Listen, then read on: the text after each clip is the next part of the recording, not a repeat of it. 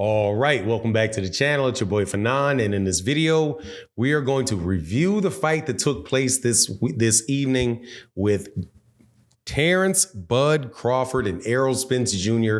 for the undisputed welterweight championship of the world. And let me tell you, dog, it was ugly in there for Errol Spence Jr. Terence Crawford proved that he is most definitely the #1 pound-for-pound fighter in the world. Definitely the top welterweight, and man, just wow. Let's talk about that in this video.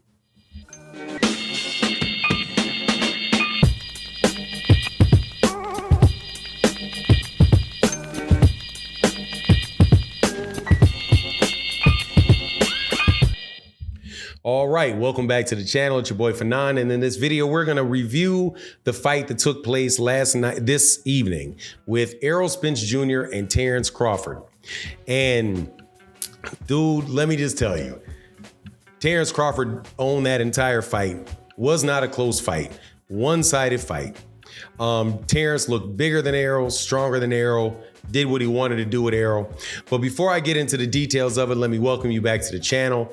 If you're new to the channel, please accept my invitation to hit the subscribe button and hit the bell icon so you can be notified of when we release more videos.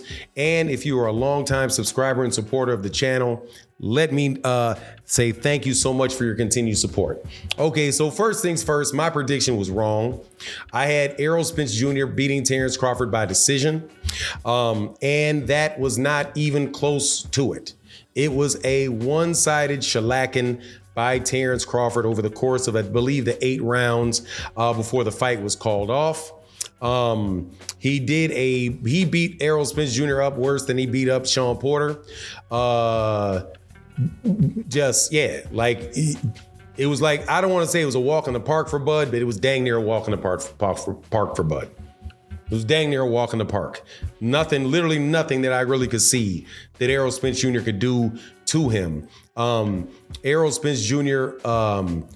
Did not look like his timing was there. Terence Crawford consistently timed him with the jab. Just looked much sharper, much stronger. And funny thing with Errol Spence for me was that Errol looked, and I said this before, like the size of Errol did not change from the time that, he was in the press conference to the way into the fight. Just looked like he weighed the same and looked about the same size the entire time. Where Terence Crawford got in that room, looked very, very strong, and just walked him down, literally like beat Errol Spence Jr. on the inside, beat him coming in, hitting him with big hooks, big uppercuts on the way out, and just really did whatever he wanted to do with Errol. At points in time, when he would let Errol, after he really got big time control of the fight, he would let Errol, throw some shots, would rest up for a minute, but you just knew, like pretty much around the 4th round, I was saying, look, they might as well throw this towel in because he's not getting out of this fight. There's no way around the 4th round, I could tell that the fight's not gonna go the distance. Terence was just landing way too many big shots. And when Errol was slipping the shots, the big shots that were coming, it was just a matter of time before them things landed. And everything Terence Crawford was putting on it, it was gonna cause real problems. And Errol just didn't look like he had any punching power at all to affect Terence, because he hit Terence with some shots and Terence just pretty much just brushed him off. He was doing other things, like was very prepared to take away Errol Spence Jr.'s jab, and he did it and made Errol stop throwing a jab, because Terence would throw a jab at the same time that Errol was throwing the jab, and his jab was much stronger than Errol's jab was, and he fought him in the southpaw stance the entire time. So just look, man, that dude is just a very serious fighter, bro. Like a very serious fighter, very talented fighter. And I don't know, like when he was talking about the era of when Terence Crawford was talking about the era of the Terence Crawford era, hey man, I wouldn't say it's the era, but seeing as he wrapped that up with the entire welterweight division and wrapped that up, dude, I don't really know. I mean, I definitely don't think there's anybody in the world better than him, and I don't think there's anybody that has been better in the world than him since Andre Ward. I think he's a better fighter pound for pound than Canelo Alvarez is. He's just, hey man, he's just really like that, man, really like that, and he showed and he proved. And there's really nothing else you can say, man. Now, Errol Spence Jr. has a rematch clause, right, for the fight. And since he has a rematch clause for the fight, Errol said that he's going to exercise the rematch clause. Like, yeah, man, we got to do it. And then he feels like for the rematch, he'll be sharper. I don't think he should do the rematch. That's definitely something I would say I don't think he needs to do. What I think Errol need to do is Errol probably needs to take a break. He needs to go to 154 pounds, and at 154 pounds, get some fights to get sharp.